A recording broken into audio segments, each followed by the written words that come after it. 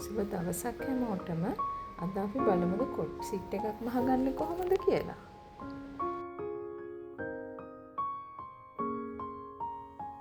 ඉතින් අපි බලමු මේ සඳහා මොනවද අවශ්‍ය වෙන්නේ කියලා. මම කොට් සීට් එකේ උඩ කොටසට අරන් තියෙනවා පැනල් රිද්ද. ඒ වගේම අපිට ඕන වෙනවා පොප්පින් කොටසක්. ඒ වගේම අපිට ඕන වෙනවා මේ වගේ පැඩින් කොටසක්.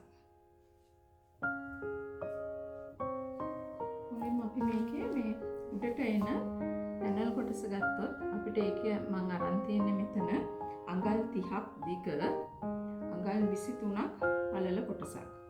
ඒකෙන් මම මේ වගේ පැනල් කොටස් දෙකක් අරන් තියෙනවා. අඟල් 30ක් දිග අඟල් 23ක් පළල. අඟල් 30ක් දිග. ඊට පස්සේ අපි බලමු පොප්ලින් කොටස. පොප්ලින් කොටස ඊට වඩා අඟල් දෙකක් අඩු වෙන්න ඕන. ඒ කියන්නේ පොප්ලින් කොටස දිග අඟල් 28යි පළල අඟල් 21යි. ඊළඟ පැඩින් කොටස ඊට අඟලකට අඩු වෙන්න ඕන. ඒ කියන්නේ පැඩින් කොටස තියෙනවා අඟල් 27ක් දිග අඟල් 20ක් පළල. අපි දැන් බලමු මේක කොහොමද මහගන්නේ කියලා. මුලින්ම අපි මේ පැඩින් කොටස ඇතුළට දාන්න මේ පොප්ලින් කොටසෙන් කවරයක් හදා ගන්න ඕනේ. මේ විදිහට. අපි දැන් මේක මේ විදිහට මැෂින් එකේ මේක කොට්ටු රයක් වගේ මහ ගන්න තමයි තියෙන්නේ ඉස්සෙල්ලාම. දැන් අපි මේ පොප්ලින් කොටසෙන් මහගත්ත උරයට මේ පැඩින් එක මේකේ ඇතුළට දානවා.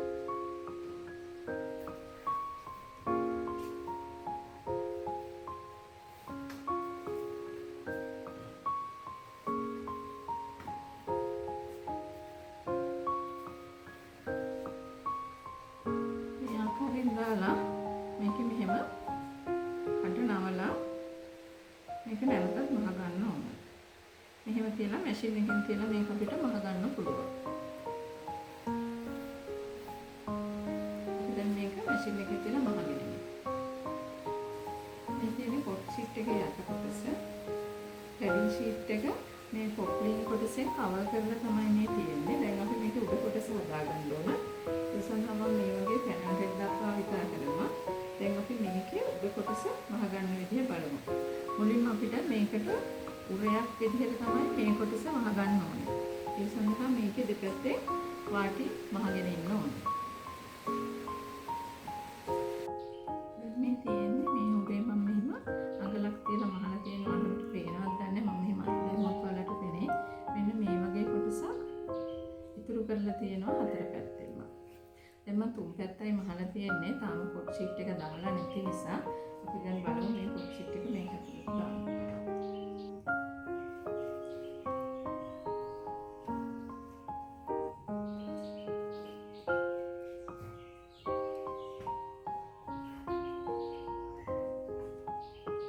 දැන් ඔයාලට පේනවනේ මෙන්න මේ විදිහට කොටසක් වටේට ඉතුරු වෙනවා. මේ පැත්තෙන් බලන්නකෝ මේ හොඳට පේන්නේ. මෙහෙම කොටසක් අපි හතර පැත්තටම ඉතුරු කරගන්නවා. එතකොට කොට් ෂීට් එකට අපිට එළිපාලම් අල්ලන්න ඕනෙත් නැහැ.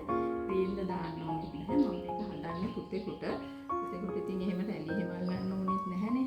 ඒක නිසා මම මේ විදිහට මහලා දැන් අපිට තියෙන්නේ මේකේ මෙහෙම කටුපැත්තත් මහලා මේ විදිහට අල්ලලා කටුපැත්තත් මහලා ඊපස්සේ මෙහෙම අඟලක් ඉතුරු කරලා ආයෙ මෙතනින් වාටියක් මහ ගන්න ඕනේ.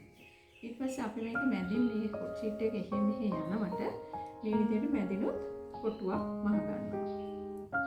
අපි දැන් බලමු ඒක මහ ගත්තට පස්සේ කොහොමද තියෙන්නේ කියලා. දැන් මම මේ කොට් ෂීට් එකේ කටපැත්තත් මහලා ඉවරයි. ඒකත් මේ වගේ අඟල පිටක් තියෙන මහ ගත්තා. දැන් අපි මේක මහලා ඉවරයි. මම මේකේ මැද කොටසට මේ කොටු කොටසට අඟල් 10ක් දෙක අඟල් 5ක් පළල කොටුවක් මැදින් මහ ගත්තා. මේ විදිහට තමයි තියෙන්නේ. ඇත්තටම මේක මහ ගන්න පැය භාගයක විතර කාලයකින් පුළුවන්. අඩු මුදලකිනුත් කරගන්න පුළුවන්. පිරිසිදුවට ලස්සනට කරගන්න පුළුවන්. මේ තියෙන්නේ අපි මහලා ඉවර කරගත්ත කොට් ෂීට් එක.